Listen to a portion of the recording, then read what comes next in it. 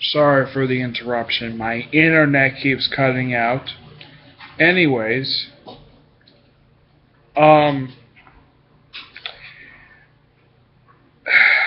my opinion on some of the canceled series. Men of War, I've not got a chance to read that yet. Neither My Greatest Adventure. I just haven't a chance to find the trade paperbacks for it yet. Swamp Thing, from the issues I've read, they're actually really good issues, though some of the issues are quite not necessary, like the two-part where Superman was in, but the issues were interesting.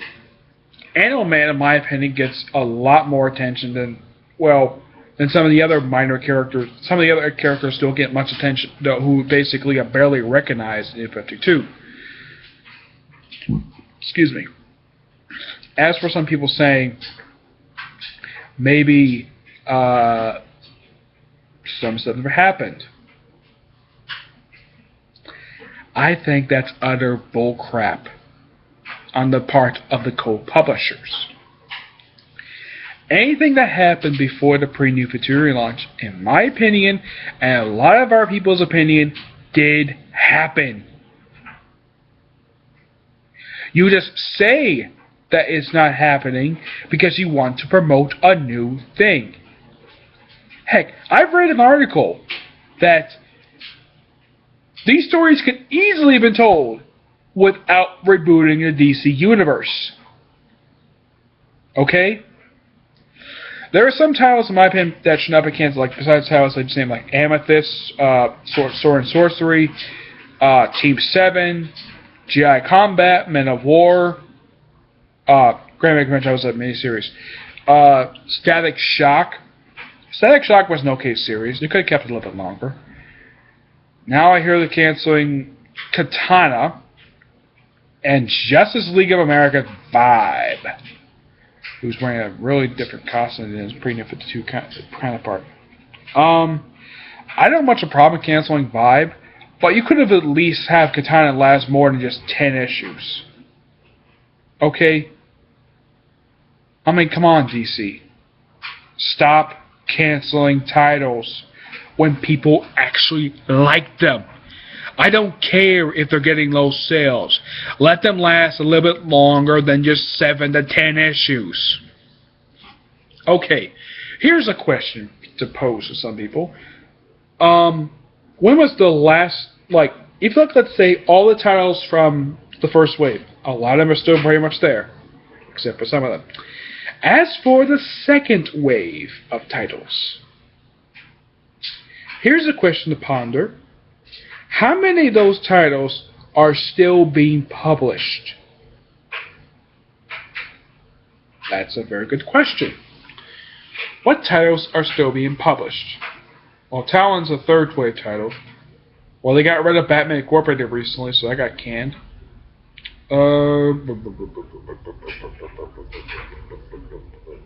I can't think of any second wave titles that are still being published, because a lot of them are being canned. As for third wave titles, I can list off several. Let's start. Talon, Phantom Stranger, Trinity of Sin Pandora. Let me think.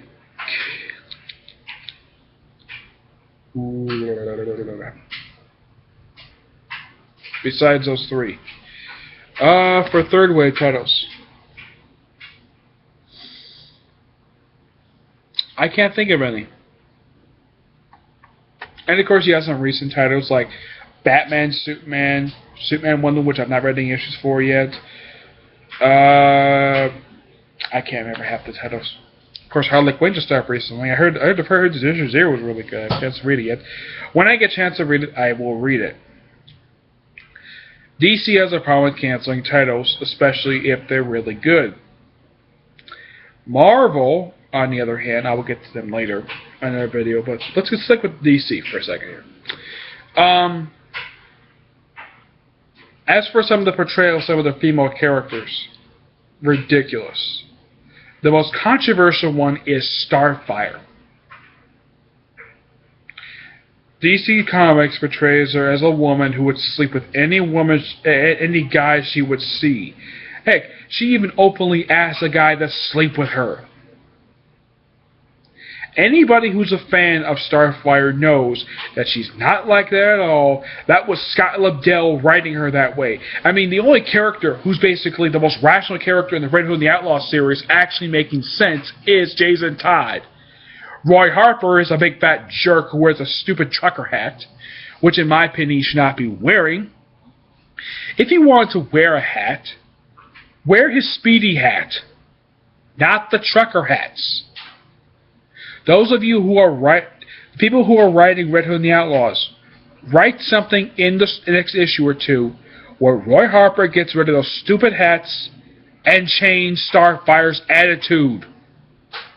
Stop the whole, I'll sleep with any guy I see attitude. As for the Teen Titans, get Scott Lobdell off the title. I mean, with the exception of the Trigon story, I've heard nothing but negative reaction about the series. Trigon was good. I like the fact they remade that. I read some of it was really good. But changing the fact that the Air Titans history did not happen in New 52 was completely stupid. And also, Scott Lobdell writing a retcon story for Tim Drake, one of my favorite characters, saying it the whole time he was Red Robin. How stupid do you think I am? Tim Drake is one of my top favorite characters, especially when he was Robin. Though I wasn't reading him when he was known as Robin. I started reading him when he was known as Red Robin. The first Robin I read was Damian Wayne. Excuse me. As for... Oh, I also forgot to mention there was one other story that's still somewhat canon. Death in the Family. That's still very much in canon. Some of the changes, some of the characters' origin story. Well, in the case of Poison Ivy, I have a chance to read it, but I've heard it's okay. As for a change in Two-Face's story, changing Two-Face's origin story was completely stupid.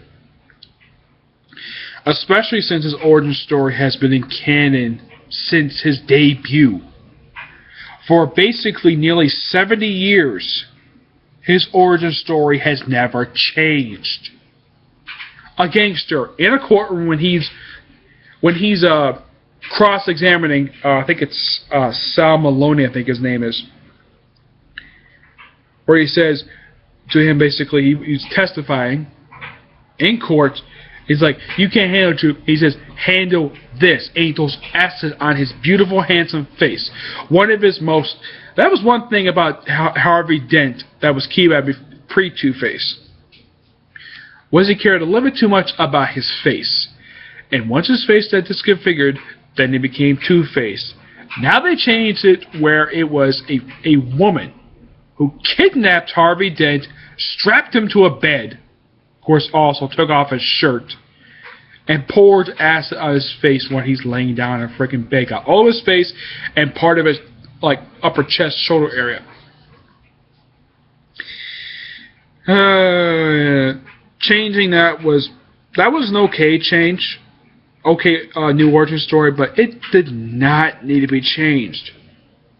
As for Clayface's change in origin story, his new origin story, I thought was really good. From the issue I read from Batman The Dark Knight number 24. Okay, let me finish this up here. As for some of the other characters, as for Green Lantern, him and along with Legion of Superheroes, they were pretty much left alone. Their stories, none of the stories were retconned, as far as I know. Of course, Legion of Superheroes has since been cancelled. Why? I don't know why the series got cancelled. It's so freaking stupid, the fact the series got cancelled. Demon Knights. Well, Demon Knights was an okay series. The issues I read, they were okay. I'm not really a big fan of some of the characters now. I do like Vandal Savage. Don't get me wrong. I do like some of the characters, like Vandal Savage. Shining Knight, the Shining Knight, the head of the series, was the female one. I'm not really a big fan of her. For one, the original version was created by Grant Morrison. As for some of the other characters, well, let me put it. I didn't really much care for them. As Mr. Terrific, I read it. It was an okay series. But making Power Girl his girlfriend was completely stupid. And now she's got her own series with the Huntress called World's Finest. And I think the series is facing cancellation despite the crossover with Batman Superman. Ed Crawford, aka the Blue Goblin, has asked DC Comics this several times. Get a new writer on World's Finest. I kind of agree with him on that. Change the writer. The artwork is fine. Just change the writer. It's not that hard to find a different writer. Heck, you can have Marv Wolfman write this frickin' title. Or, better yet, ask Gail Simone to write the title, despite the fact she's writing 2 other titles for you already. You ask her not to drop Batgirl and the Movement. You tell her she can still write those issues. Here's what you do. You ask her to write one story arc for World's Finest, sort of as a fill-in writer, just like a new writer. And then you can continue focusing on those 2 titles. It's that simple. Okay? Here's what you do. President of DC Comics, whoever you are, go to Dan Dio's office. Tell him he's fired for ruining DC Comics. Tell Jim Lee he's fired too from the position of co-publisher. If you want a very good publisher of DC Comics, ask Danny O'Neill. He knows what he's doing. As a matter of fact, I'm sure he would promote marriages. And speaking of marriages, Dan Didio saying that no superheroes should be married in DC Comics. Stupid! Very, very stupid. How stupid can you be, Dan Didio? Especially when you decided to do that just prior to a marriage of a lesbian couple. How stupid can you be? Really? Okay. You want an example how you wish you did this? Simple. Walk to his office. Something like that. Knock on his door. Something like that. You open the door. Says, Dan Didio, you're fired for nearly ruining DC Comics. Go back to... Your only job to do is to write Phantom Stranger. Now get to it. Get out of this frickin' office. Jim Lee. Do the same thing. Jim Lee, your artwork on some of the characters is really stupid. You are hereby removed from your position as co-publisher. Now go and draw some art for Superman Unchained. We hired you to be an artist. Now get out there and draw some stuff. Just that simple. But I highly doubt that they would do it because Dandy was like,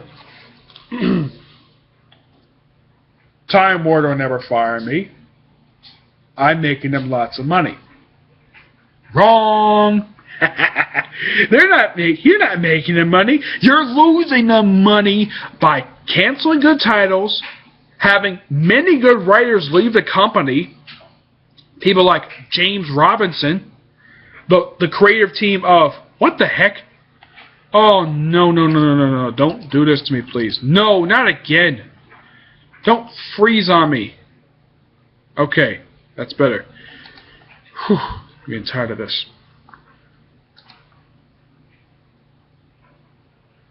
Alright, excuse me. I think I'm going to stop it right here. I'm going to make this a 2-part video, so I'll be back in just a minute, okay?